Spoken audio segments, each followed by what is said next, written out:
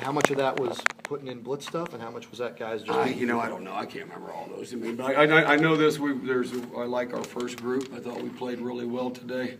We have no seconds in our back end. You know, we were playing with a bunch of walk-on kids. They can't even get lined up right now with some attrition and stuff.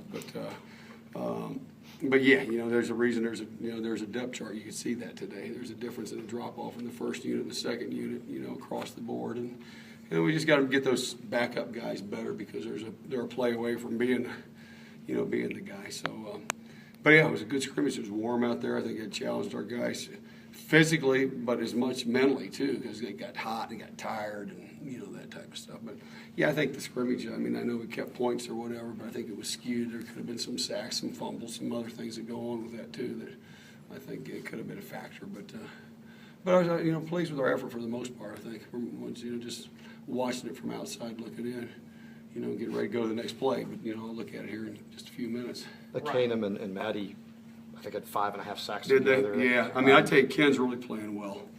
He really is, and Luther's playing extremely well. Corey Marshall's playing extremely well. Those I can't say enough about those two guys or three guys when it's all said and done. They're doing a heck of a job consistently. Daddy's he's still field daddy. He's again like a lot of they got to be consistent, but those guys have been pleased. I've been pleased with Buchanan. Obviously Luther, we know what he's done. Corey, we know what his potential, but I tell you, he's really playing well. And then, like I said, Ken's been the guy now after last week. Just they've been watching him more and paying. He's done a nice job. Riley looked like a guy who get a pick and working with the ones. Yeah, I tell you, Donovan's done a great job. He's one of our more improved players too. I think especially from the back end. Right now, we don't have much depth there at all. With Faison being out. You've got we just got some guys nicked up and doing some things right there. We're just not much depth back there, And but I've been pleased with Donovan. He's really, really improved. Just improved technique and fundamental wise, his consistency of his play, and so I've been pleased with that. I think McKinnon had 2 tackles for loss as well. Did you like your soft and linebackers today? It's hard to say. I saw a couple times. I thought he probably played. And just looking at it right now, I thought he played better the week before than maybe what I saw this week.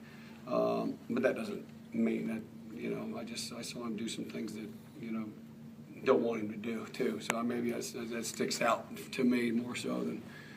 But he's done some really good things. Deion's done some good things. There's a really good battle right there still at that position. And at the mic, Matua Pawaka comes along.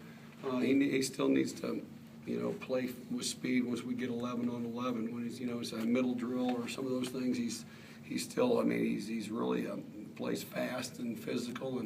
But we need to, get him 11 on 11. Sometimes their mind ties up their feet just a little bit. So when you put the whole thing together. How about Des Fry?